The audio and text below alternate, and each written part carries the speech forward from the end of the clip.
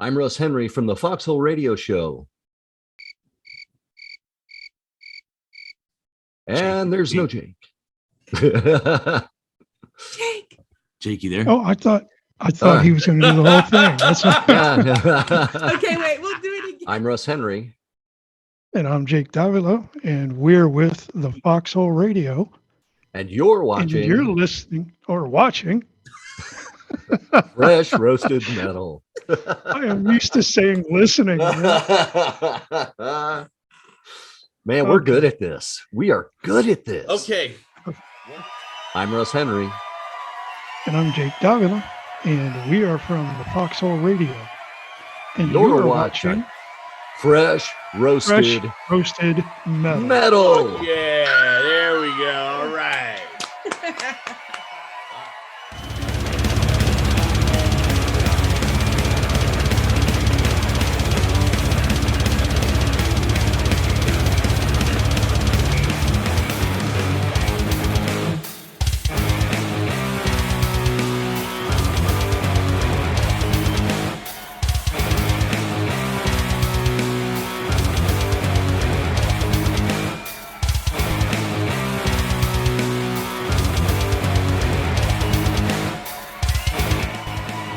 What's up, guys? We are back. It is Fresh Roasted Metal. How the hell are y'all doing?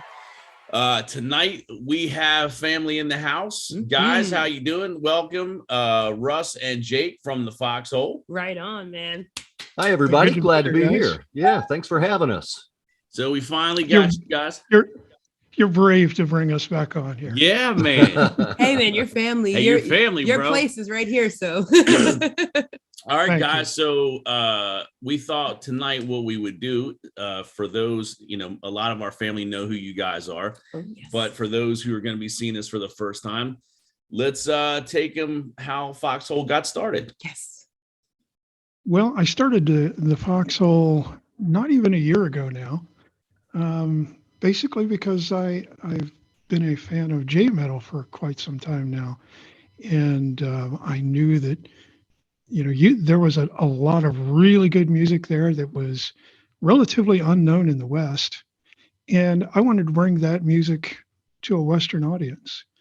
And so that was really the beginnings of the Foxhole. And I originally had another co-host. He didn't work out. And I found Russ, who I think is perfect for the show. He brings a dimension to the program that we really needed. So he's been a fantastic co-host. Right Well, I appreciate that. Hey, Jake, what was it about J-metal that made you want to start the Foxhole? What was it that attracted you to J-metal? Well, and this might not be a popular opinion, but I think most of Western metal is formulaic. And I quite honestly got bored with it. And when I discovered Japanese metal, I found new sounds, new ways of doing metal, daring and innovative music. And I wasn't seeing that in Western metal music anymore. And that's really what pulled me in. Okay. Russ? Yeah, I've been a fan of Japanese music for many years. I started back in the 1980s with J-metal. So, excuse me, bands like EZO, Loudness, Earthshaker, Shoya, Maximum the Hormone. Those kinds of bands drew me in, and it's something that I've kind of kept up with a lot over the years. And then really in the last 10 years or so, the explosion of bands that has gotten, a little bit more popular overseas with, the advent of like baby metal started a lot of interest in Japanese metal overseas. And then, other bands kind of come out of the woodwork, at that point, and it reinvigorated my desire to go look, a little bit deeper back into the scene. And then, there's bands like Bandmade who are just, fantastic musicians. And for me, yeah, it's the musicianship, it's the freshness. I also was very bored, listening to the same stuff that I was listening to in high school or, in college or what have you. And so, the new stuff that's out is just fantastic. Everybody in the West thinks, oh, metal is dead, rock is dead. No, it's not. It's just moved to Japan and it wears a dress now. And it does it quite fabulously. Yeah, it does. Yeah, man. I think it's kind of reminds me of at the end of the late 80s and early 90s when melodic metal, or what's called hair metal now, was being pushed out by Seattle, right? Yeah. At that point, LA and all that stuff had gotten so dull and this, like Jake was saying, formulaic. Yeah. Something new had to come, from that. And it did it again, like for me, like in the 2011 to, up until a few years ago, metal for me, just like Jake said again, it just got stale over here, man. You would have to cherry pick to find bands, Yeah. And the bands that do make it, they're honestly, in a lot of cases, my own opinion, not very good. And it's just really stale. There's a lot of stuff that passes for metal in the US that is not really what I would consider metal. Yeah, well, what you have is you've got business execs who are calling the shots in these companies. Yeah. It isn't the listeners, it isn't people who go to the shows, people who love the music. It's music execs. And if they find that there's a particular sound that works over here, well, we're just going to keep repeating that sound, that formula over and over and over again until they burn it out, and then there's nothing left. And that's why so much Western music just is dull. It sucks. And so many of the bands that you see that make it, you're wondering, how the hell did you even make it? Yeah. Because they're not that good. Yeah, well, and that's the case that's always been for a while. Like you would wonder why certain bands got signed that really weren't that great, and now you saw other bands and clubs that just never made it. Yeah, it's that I don't know, man. It's that I guess they have to play the game or whatever.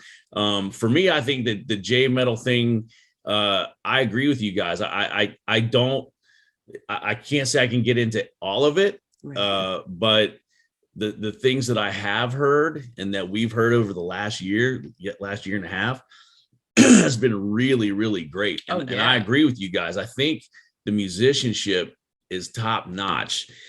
Jake, Absolutely. Why do you think that is for Japan?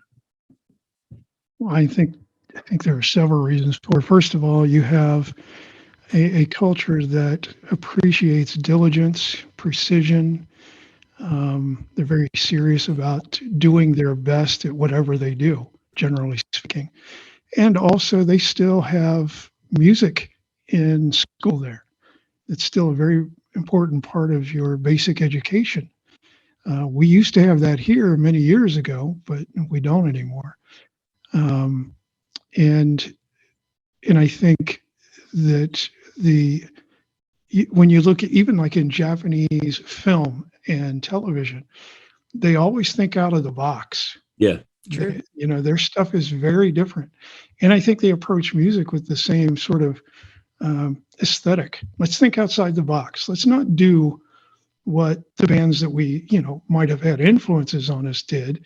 Let's take pieces of that, but let's build on that and step outside that musical box.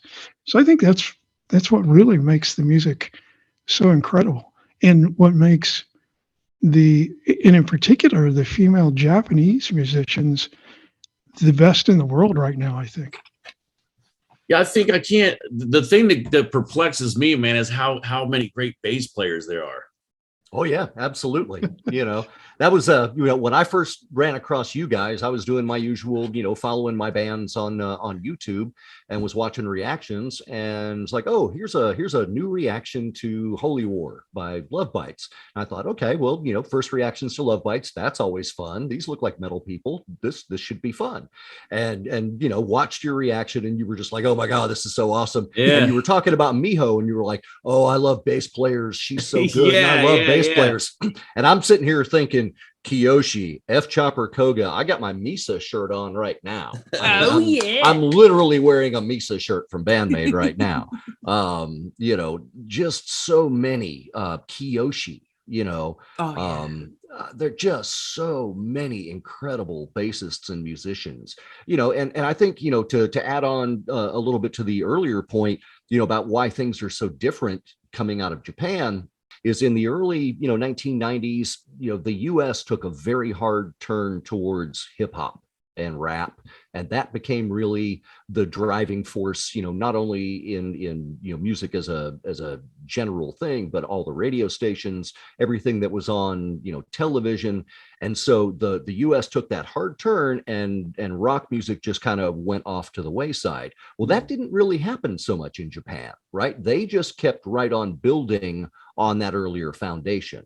And so that's why I think, you see a lot of these just virtuoso players, because, they didn't take that hard left into the, a style that is not known for its virtuosity in guitar playing, for example. Well, what kind of interests me and what I would really like to try to understand is why metal? Like, why metal and hard rock over there, for example, because their music, their traditional music is just absolutely fantastic. So, I mean, if it wasn't going to be hip hop or rap, it's definitely not going to be something like country or, I could see the pop. Yeah. But why metal? Why hard rock and metal? Why do you guys think that Japan as a country basically has all of these amazing metal and rock players instead of, like, for example, rap or hip hop or something like that? Right. Yeah, I think, it's just mostly due to the fact that they did not take that hard left turn in the early 1990s off towards hip hop. When the US went that way, they stayed right on course with rock music. It's never really died there. And so you've had all of these players, over this time period that have been progressing their skills. And so now that we're coming into it in 2023, they've had 20 years to hone their craft across the board there. And, so we just see incredible players. Midori and Miyako from Love Bites come to mind. I mean, just virtuosic talent, Wolfpack represent. Wolfpack, Konami Tono from Bandmade. I mean, there are so many. And, Konami, while not necessarily the same kind of player as, say, Midori and Miyako, she's just one of the most brilliant composers of the modern age. There's nobody that can write a song like that girl. So, Sugar mentioned the traditional Japanese music. And it's important to also note that they haven't lost that element in their music either. It's very much present in a lot of the bands like Onmyoza, Wagaki Band, even Hanabiye. Even Hanabiye. Matsuri's vocalism is very, very reminiscent of traditional Japanese vocals. That very high, wavering sort of voice. It's there, and I think it adds a dimension to their metal that you're just not going to see in the West anyway. Yeah, absolutely. Hey, let's talk about something. One of the subgenres that I'll dip my toe into every now and then, and that's visual kei. For those that are watching, maybe guys that don't know what the subgenre of visual kei is. I love Deviloof. We love Deviloof. Oh God, yeah. I maybe not like all of them, but tell the people what visual kei is in that. It's kind of hard to put that in words. I would call it almost it's a follow on to what we would almost have considered glam. Like glam metal back in the day, but very androgynous. Very gender bending. Yes, if you're watching a band and it looks like it's a bunch of dudes, it's probably not. If you're watching a band and it looks like a bunch of girls, it's probably not. There's it sums it all up too, man. But at the same time, dude, you're probably not. Yeah, but at the same time, the metal is there.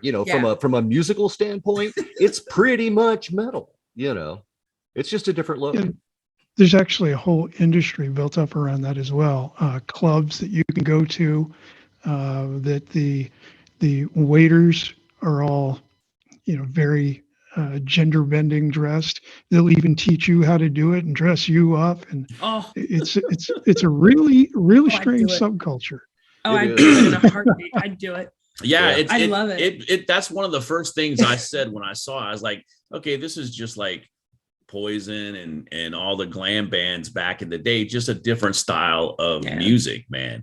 Yeah. Well, and then Devil you have a band which was Visual K, Nocturnal Bloodlust. Mhm. They started out as Visual K. Yes. I And if you didn't- heard Yeah, we them, did. you'd never think that they were Visual K. You'd Yeah. never think that. Well, Yeah. that's the same way. If I hadn't seen Deviloof, I wouldn't have thought they Yeah. were Visual Key, man. That was the big, but man, dude, like like a band like Deviloof, it's kind of hard, you know. Oh, They the music does the talking in that band, oh, man. wow. Yeah.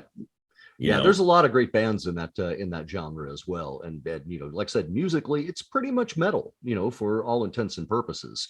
So you know, it's the visual aspect of it that really, you know, sets them apart more so than musically, I think, in a lot of cases. Right. It's kind of funny. I Mhm. was watching an interview the first time I ever saw the guitar player from Versailles, a guitarist named Hizaki, and Oh, just yeah.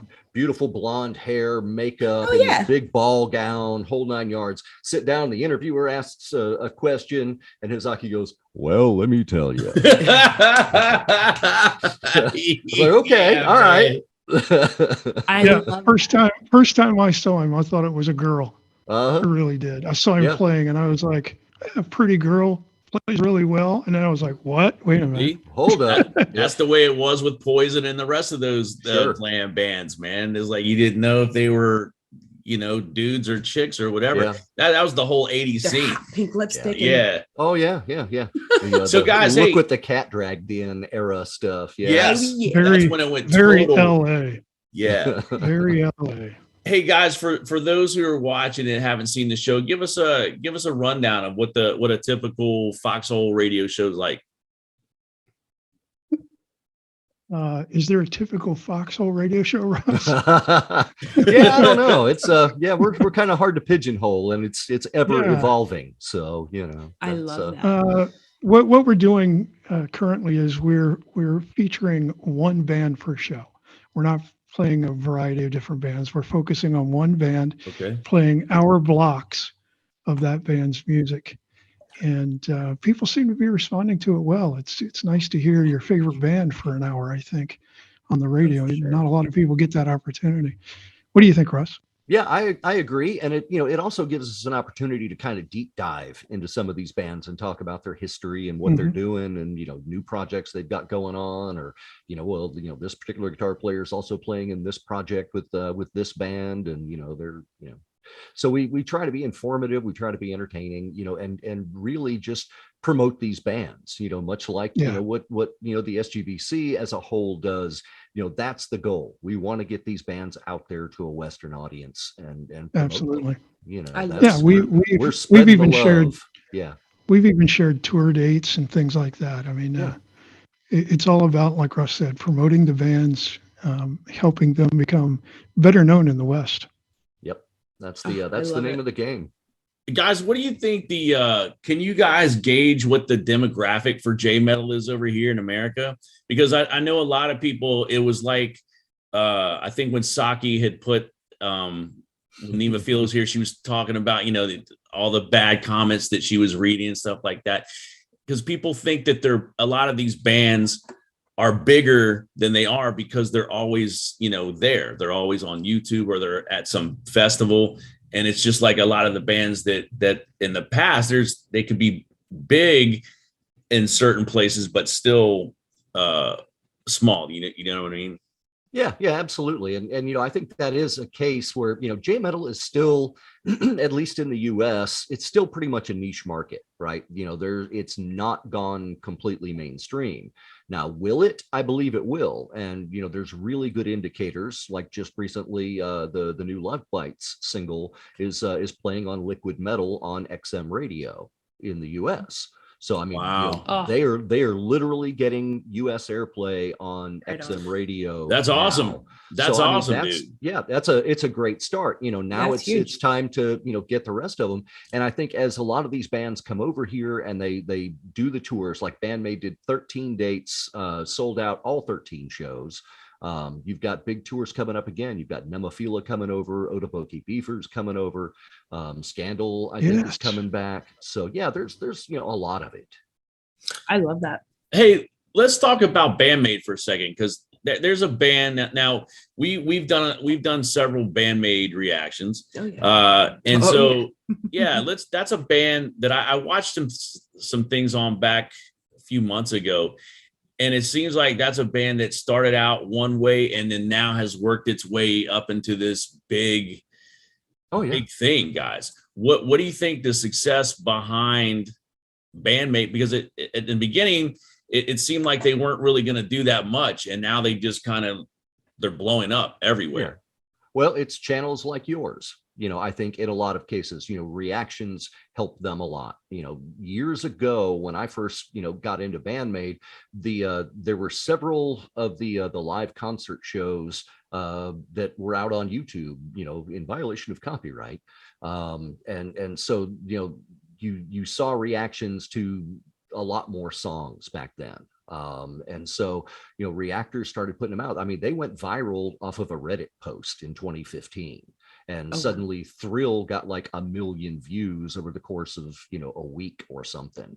And they just kind of blew up. And it has been reaction channels, and people like, Jake and I and really the SGBC crew as a whole that's getting out there and that's talking about them, and we're tweeting about them, and we're, saying, hey, check this band out. You will, if you like good music, here it is, And so, it's I think it's been pretty organic, but it has also been very much driven in a lot of cases just by people like us and people like you and your channel, that do reactions.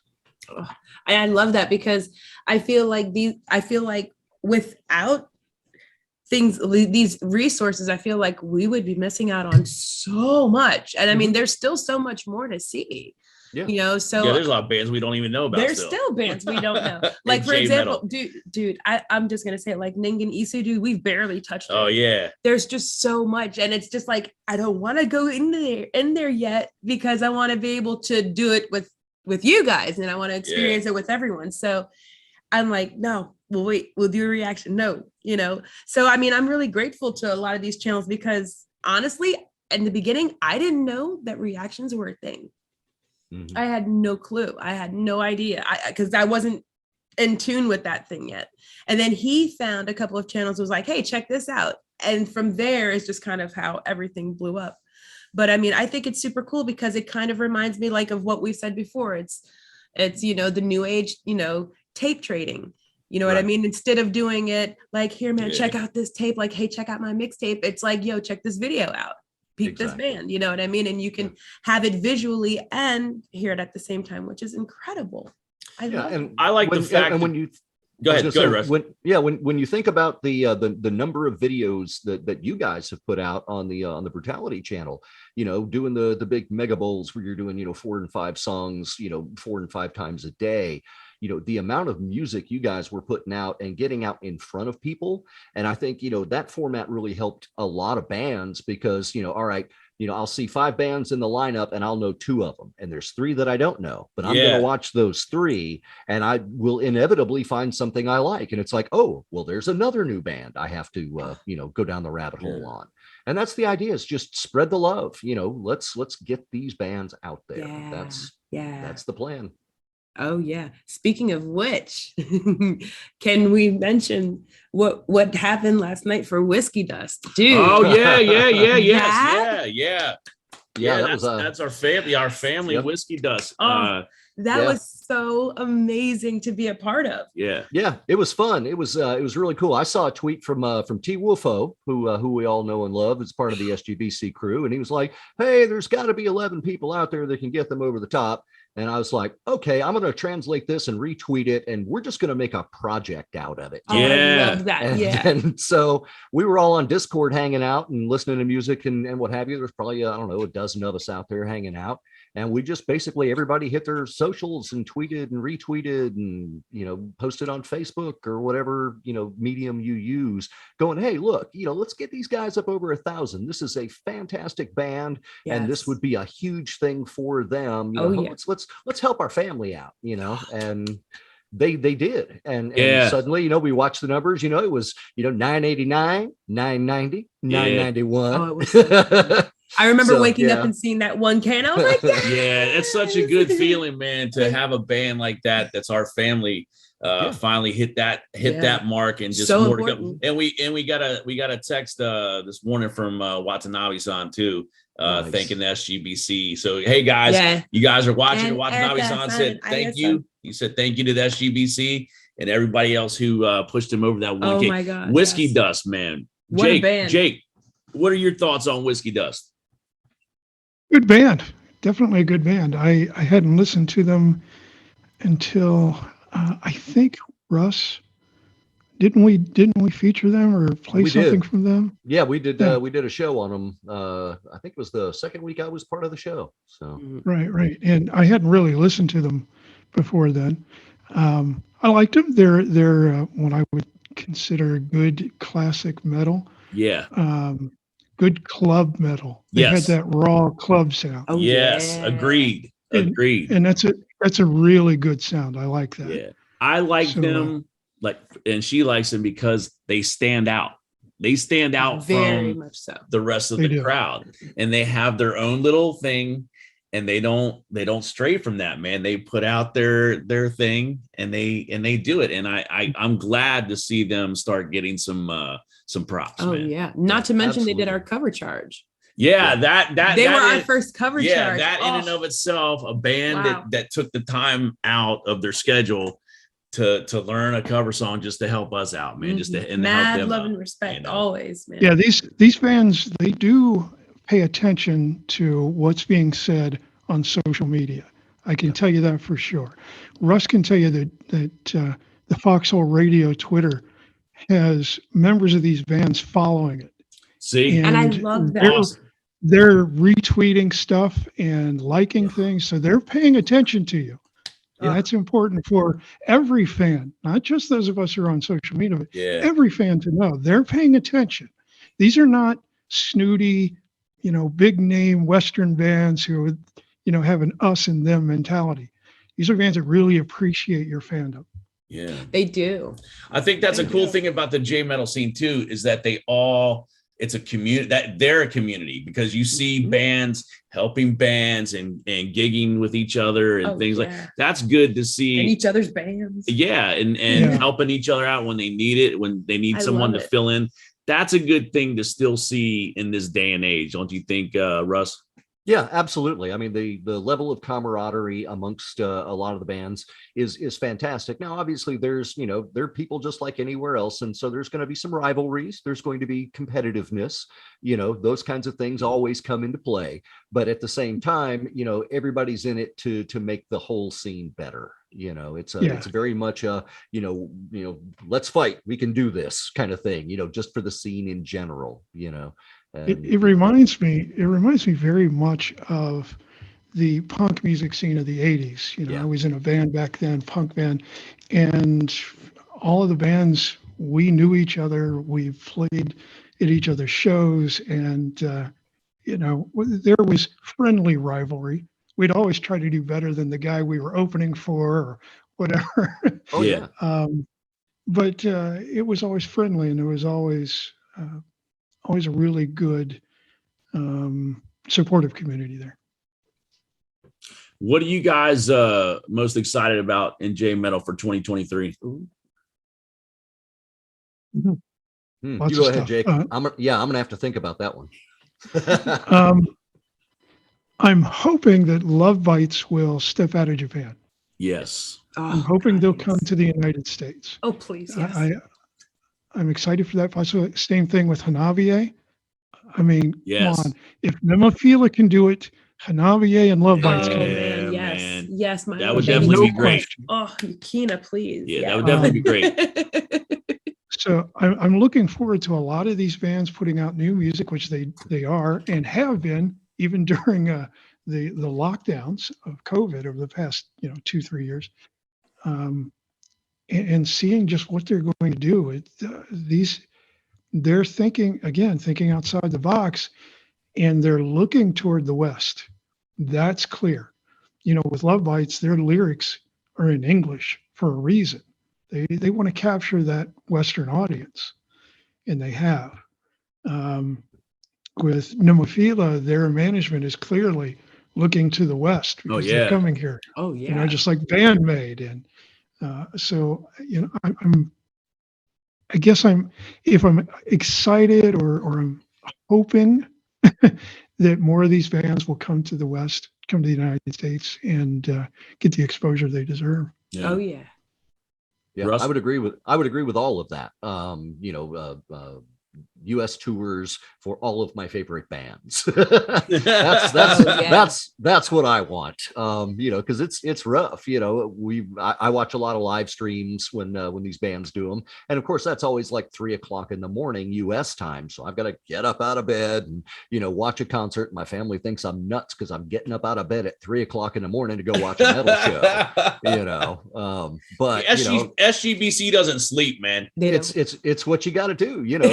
It's the price of being a fan of these bands. So yeah, I'm hoping for a Love Bites tour. Bandmate is coming back. They've already announced 2 festival dates, I think in May. Yep. So they're coming back to do that. I'm hoping maybe some shows around the Southeast while they're here, since the Southeast got left out of the last tour. And Bandmate, if you're watching, please come to the Southeast. Oh yes, we would greatly appreciate it. Yep. Hanabiye is now playing 2 festivals in Europe. They're playing one in the Netherlands and one in Slovenia coming up. So they're stepping out of Japan. Hopefully we can get them over here to the US as well.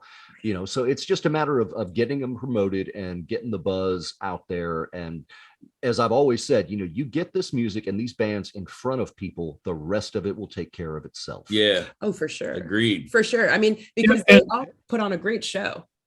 You can't deny that. And we should give props to the European underground metal scene too. Yeah. Who really enjoy this kind of stuff, and even the music they're producing is really creative. Yeah. A lot of those bands over there. I mean, but again, they're underground. They're not signed to major labels. They're not well known. So well, for us, it's we were actually talking to Brian today, Vampire King, about this today. Without even realizing it, I don't really listen to too much mainstream metal anymore or music at all. And it wasn't a conscious thing. It just doesn't happen because all the good bands are the underground, the independents, and they always have been, really. Love them. Yeah. I think for me, one of the biggest things I'm waiting to see what Crystal Lake does without Rio. I'm excited to see what he's going to do with his band. Yeah, we want to see what he's going to do. Deviloof, I'm really excited about. I think they've changed their image a little bit, and then they're going. They're supposed to be coming out with some good things, man. That's why. What are you looking forward to? Oh, all of it. I love mostly everything. You know what I mean? Because it's just such good music, and because like we said earlier, there's just so many different things that goes into it. It's not just one structure. They're so experimental, and that's what I love about it so much, because you can't get bored no matter what you do, even if it's for example a song or a band maybe that you don't fully connect with. There is something that you can take away from it, you can appreciate from it because of the musicianship. It is just 100% on point. You cannot ever say anything about the level of musicianship that all of these bands have. So I mean, I'm excited for everything. Do you guys? I agree. Russ, do you think that who'd you say it was, XM or Sirius that was playing Love Bites? Yeah, Sirius XM. So that's awesome. Do you think that's a sign? Channel. You think that's a sign that hey, man, America's the next step? Yeah, I I certainly hope so. It's nice to I mean, as far as I'm aware, they're the first of the J metal bands that have been featured, out there, at least, in regular rotation. So, it's a start. Yeah, dude, we've come a long way over here since Loudness and Easy O, man. Those were the two that we grew up with, man. Yeah. I mean, I grew up. I didn't know Shoya. I didn't know. What's the other band that we like? The guy with the pointy hair, man. X Japan. X Japan. Yeah. Oh no, not X Japan. I know what you're talking about. I know what you're talking about. I can see. I know the band you're talking about. Sakima 2. Sakima 2. Yeah. Oh, yeah. I really like that band, dude. Oh yeah. Yeah. Hey, let's give props to Scandal now. They've been in the United States a lot. Yep. They've toured here a lot, and I think they're really trailblazers as far as that goes. Yes, I absolutely agree. Yeah, they've been coming over here for several years, and just doing big tours. The last one, unfortunately, all of the band members caught COVID while they were here, and so they ended up having to cancel the tour, and they all went home. But hopefully they'll come back soon. But they're diligent on that touring grind. They're diligent. Yeah, they're road dogs. They're out there doing it. What about our girls in Guitar Spin? Yeah, love Guitar Spin. They've been doing a lot of shows in Japan, but I don't think I've ever seen anything with them outside of Japan. Have you, Jake? No, I don't think I ever have. I don't even think I've seen them on a European tour. Yeah, I don't think so either. Not that I can recall. And not even again, with a festival. Right. And again, what a fantastic band, amazing musicianship, amazing songwriting. It's not the heaviest of metal in by any stretch of the imagination, but the musicianship, I mean, they just completely slay. And that's, like we were talking earlier about, the different genres. I mean, there's something for everybody over there. If you like deathcore, there's a band. If you like metalcore, there's a band. If you like rock, there's a band. If you like jazz, there's a band. I mean, there's or a dozen of them, or 24 of them, in each of those categories. And then you've got those bands like Sokoninaru that will put 14 genres into one 4-minute song. Yeah. And it's just gorgeous. The twists and turns that should not work. See, man, and they do. that's where it sometimes it is for me with them. Because and I know, look, man, I already know the band is fucking genius. That much I do know, right? I know that part. Oh my God. But the part that gets me sometimes is just sometimes I can flow with their stuff, and other times I'm just like, oh shit, it makes me nervous sometimes. Yeah, it can be a little jarring, some of the transitions. Oh, I love it. It's so much fun because it's like you're going 90 miles an hour straight down the highway, and then all of a sudden, here comes a left turn. It's like, what? Yeah. And and all of a sudden, kind of go with it. But I like that. I think it's just so interesting, and I just want to I want to meet them one day and just be like, yo, thank you, because you guys have taken me for a ride, and I love it. Guitar Spin, getting back to them for a minute, man. I think they're one of the bands that I've seen that I like better live, man. Yeah. And I find it not just with J metal, but a lot of other bands, man. I feel like these musicians now have just gotten better live. What do you guys think? Yeah, I would agree. I think my rule of thumb has always been, I want to hear them play live. If they're good live, then I'll buy the CD, because you can get away with a lot of things in the studio that you're not going to get away with live. For sure. And that's one of the things that have impressed me with Love Bites. Seeing their live stuff, I was just, I mean, how does a band sound that good live? I mean, no mistakes. I love it. Everything as tight as could be.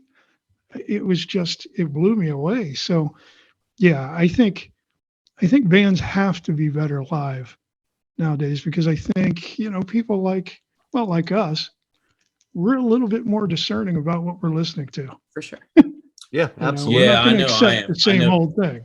I know.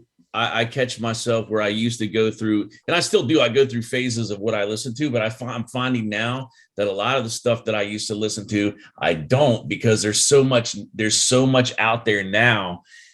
in J metal and all the other genres, that it's just better. Technology is so good now, at least from my perspective, with a lot of these bands, it just sounds better, and a lot of the stuff that I used to listen to just doesn't hold up a lot. Some of it. Before we wind down here, guys, I want to talk about Asterism. Yeah, this is a band that we've done several of their videos, but I want to know more. What do you guys know about Asterism that we don't know, man? Because this band's one of those bands that just really we talk about, but we don't see them a lot. Well, how much time you got? Russ is the encyclopedia. I know, and I love it. Give it to me. One of my favorite bands. I mean, they're really young, right? So when you look at the stuff that they're doing now, you've got to remember that the drummer, I think, currently is 24. The bassist is 22, and the guitarist just turned 20 this year. Just in January, she just celebrated her coming of age. The drummer and the bassist are brothers, so they've obviously been playing together their entire lives. So there's the tight rhythm section, being brothers that have been playing forever. They have been a unit. I think Haruka Noma is her name. I think she was maybe 13, 14 or so when that band started. They were the house band at the Hard Rock in Fukuoka, Japan for several years until COVID hit and the Hard Rock there closed down. But just absolutely amazing. The new album that they have out, Animetic, is their metal versions of anime songs. So anime opens and closers and all that, and it's an album of it's an album of instrumental covers of all the anime stuff. Animetic by Animetic. Asterism. Okay, I'm gonna look that up. Yeah. Go get that. You'll want that. Get that. Hold up, I'm because I love that. I remember, gosh, this was, I want to say 2000. This is like back when 2001, back where you had like, I think, Bear Share and stuff like that. And you were able to burn your own CDs and stuff. I took like all of my favorite animes, like back then it was like Initial D, Visions of Escaflowne, things like that. And I just took all the great music that I loved and made it into one CD for just like racing. And I would have so much fun with that. So this is going to be amazing. Yeah. Asterism is an amazing band. They played in the US. They played South by Southwest several years ago. They've played several shows out in California, and I hope they come back. That's a band with a very, very bright future. Yeah, that's a band that I'm going to start watching more videos from, man, because it's one of those bands where we get floored by it. We watch it, and then you just there's we talk about it again today, man. There's so much fucking music out there, man. It's who's getting my time today type of thing, and it's fun. It makes it that much more fun. It's a great problem to have, whereas it is. A lot of the people, in a certain age range, shall we say, yes, all they want to do is listen to Hotel California for the 47,938th time. And it's like, but there's so much good stuff out there. Saying, well, What, you mean Nickelback? Yeah, exactly. Right. Yeah. No, man, I don't like Taylor Swift. Yeah. That's it, man. Right. Retail is what has ruined classic rock for me, man. Not all of it, but working in retail, man. You hear the same song, and it's just that's what's got me, man. Yeah. Guys, before we wrap this up, what is tomorrow night? Tomorrow's night is Foxhole, right? Yes. So what's tomorrow night's show? Tomorrow night at 7 p.m. on KCRradio.com, broadcasting out of Las Vegas, Nevada, live. We are featuring an hour of Drag Down. Oh. Do we know Drag Down? Yes. Yeah, you've done a couple of reactions. Yes, we do. All right, refresh me. Let's see. There was a song called Helm. And, Hell. Yeah. Helm. We'll go back over. Yeah. You've seen really them. Good. You enjoyed them, so. I know. I'm excited. I'm excited. Once you see who it is, you'll like. What's the style? This is really hard. hard metal, really hard. Metal. We need to listen to this after we get. Coke is their lead singer. She does the screamo and the melodic vocals. Oh, now I remember. Okay, yeah. Okay, yeah. We're gonna have to. Okay, and, so I'm that's actually tomorrow. friends with the drummer, Totsky. He's a friend of mine. Oh wow. Really good drummer. And but yeah, tomorrow at 7 p.m. Eastern at kcurradio.com. You can also visit our Twitter at the Foxhole Radio, and we've got a link tree there, and there's a link on there to go listen to the show, and also to the SGBC crew and to this channel, this YouTube channel. Yeah, Thank you. Yeah, guys. Thank you so much for doing this with us, man. I'm glad we finally got you on here as a to team. do it, man. Well, thanks for We need having to us get you on. guys back on. Yeah, Oh, we Get you do. to come back on. Anytime. Yeah, we got to do Anytime. It's our pleasure. We got to do this again. And one more time, man. What's the time again? 7 p.m. Eastern for 7 Foxhole. p.m. Eastern. Yep. All right, Russ, you guys. got this. Russ, any last words for the SGBC or whoever's watching? Well, all I can say is the SGBC crew and the people that are around both your channel and the Foxhole Radio.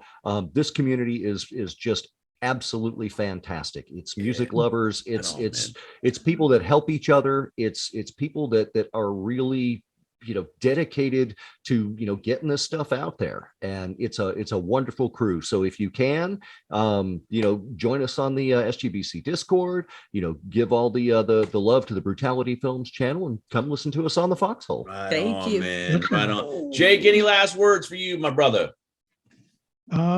Someday we're still going to have that discussion about Geraldo. Remember that? I was accused of breaking his nose, and I wasn't even there. Ooh, that's a good story, man. See, Jake, now you messed up. Yeah. Now I want See? to know it. Now you messed up, Jake, because now you're gonna have to come back just to tell the story, man. For sure. Yeah.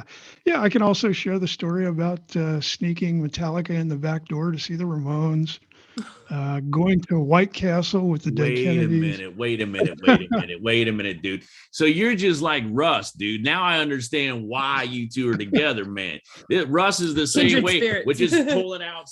You guys nonchalantly just talk about cool shit. You guys are brothers, aren't you? That the rest of us, are like, wait, what? Russ just nonchalantly, I used to work at Muscle Shoals, and I did this, I did it. Dude, you guys, now I can see was on the radio. That's a good combination they have here, man. Dude, I know. I mean, it's literally like you're the same person. Like you have to be twins separated at birth. Like what is going on? This is too much. Yeah. We even train in the same martial art. That's the crazy See, thing. that's in the come same on, man. the same See that? dojo. Yeah, we've literally trained in the same dojo in Japan under the same instructors. So yeah, it's crazy. And didn't know each other. Yeah, didn't know each other. See, that's crazy, man. That shit's crazy to me. I love that stuff. I know. love I mean, hearing it's stuff like that, fated. man. You can't even make this up. It was destined to be.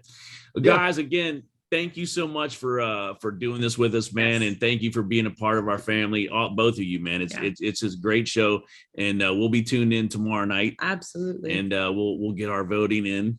We'll get our voting in. So outstanding.